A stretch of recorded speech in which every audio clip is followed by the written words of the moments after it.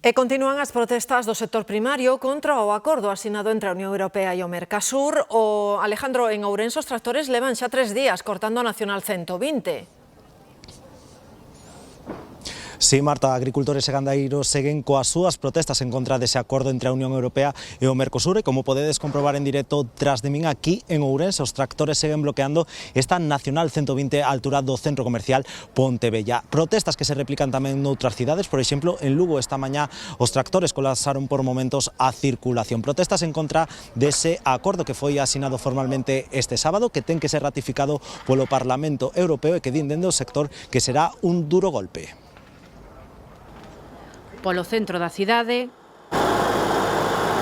nos accesos ao polígono do Ceao ou na Nacional Sexta son as retencións que provocaron hoxe os tractores en Lugo. Tras unha semana de protestas, os gandeiros decidiron mover os seus vehículos para chamar a atención sobre as súas demandas. Parece moi ben o que están facendo, porque claro, que farían sin os gandeiros? Tenta coas protestas, pero hai que facer máis. Tamén os de fora lle teñen que exigir as mesmas condicións. E a principal reclamación do sector primario fronte ao acordo asinado entre a Unión Europea e Mercosur aínda debe ser ratificado polo Parlamento Europeo, por iso exixen, entre outras, unha xuntanza cos eurodiputados.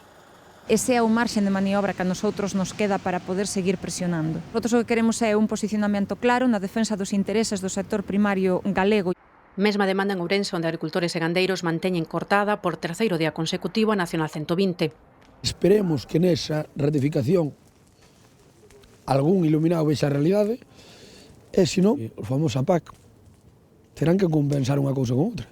Sería o único xeito de poder manter as explotacións. O tráfico está sendo desviado pola cidade, ocasionando atascos na contorna do centro comercial. A verdade é que o respaldo da sociedade hai moitos momentos que se me pon os pelos de punta. Estamos un pouco cansos de que as administracións se pasen a pelota dun tellado a outro. Levan dende o 29 de decembro e teñen previsto continuar coas mobilizacións.